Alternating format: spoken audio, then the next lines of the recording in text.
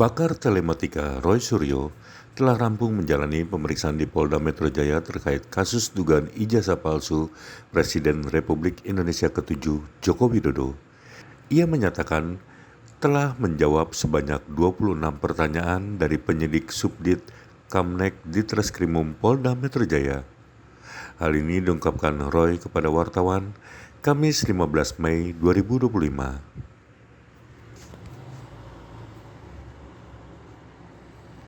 Bismillahirrahmanirrahim. Ya, jadi Assalamualaikum warahmatullahi wabarakatuh. Salam sejahtera untuk kita semuanya. Di kesempatan sore hari ini, ya sore ini jam berapa? Jam 3, ya. Saya secara pribadi dan kami secara keseluruhan itu mengaturkan terima kasih yang sebesar-besarnya, khususnya kepada Bapak Kapolri, ya, Pak Sigit, ya, Kapolda Metro Jaya, Pak Karyoto, dan semua penyidiknya yang telah menjalankan tugas secara sangat profesional. Kenapa sangat profesional? Ya, karena saya tadi memang melakukan apa yang menjadi hak saya untuk menjawab pertanyaan-pertanyaan dalam undangan klarifikasi. Dan alhamdulillah penyidiknya, saya nggak perlu sebut namanya ya, itu adalah juga melakukan sesuai dengan apa yang saya katakan.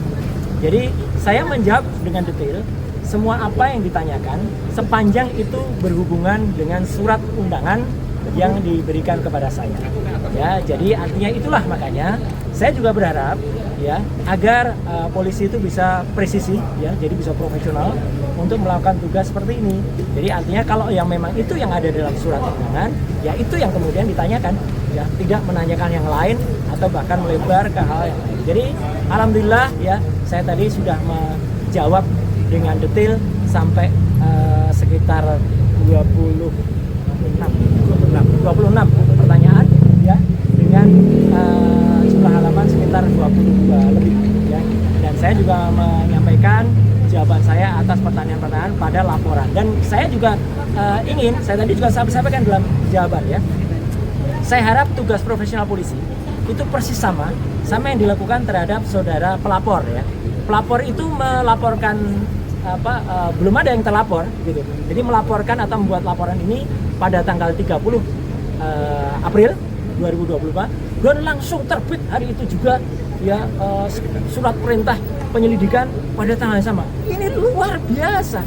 Ya, kalau ini dilakukan untuk semua masyarakat tentu akan sangat senang karena laporan bisa cepat dan kemudian tegas, presisi langsung. Hari itu juga lapor ke SPKT, hari itu juga langsung buat BAP, hari itu juga kemudian terbit surat perintah penyelidikan dan bahkan undangan.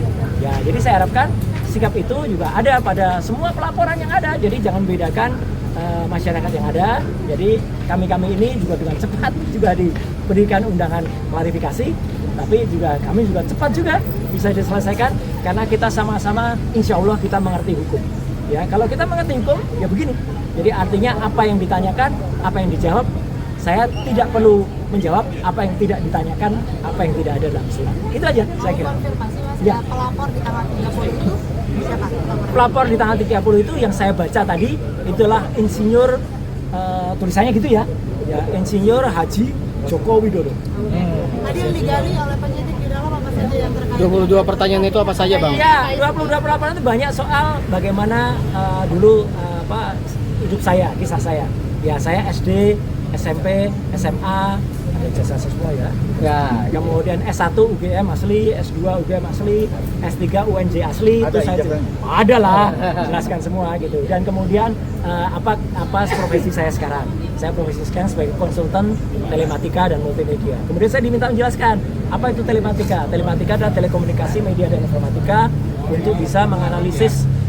Jadi saya saintis ya, menganalisis secara independen segala hal yang berbau dengan suara, foto, video, dan lain sebagainya. Bahkan saya juga diminta tadi menjelaskan perjalanan hidup saya. Ya saya jelaskan dulu saya sempat jadi dosen sekitar 8 tahun di UGM ya, kemudian 10 tahun saya di ISI, Institut Seni Indonesia, kemudian saya sempat menjadi anggota KPI ya, Komisi Penyiaran Indonesia Daerah Istimewa Yogyakarta.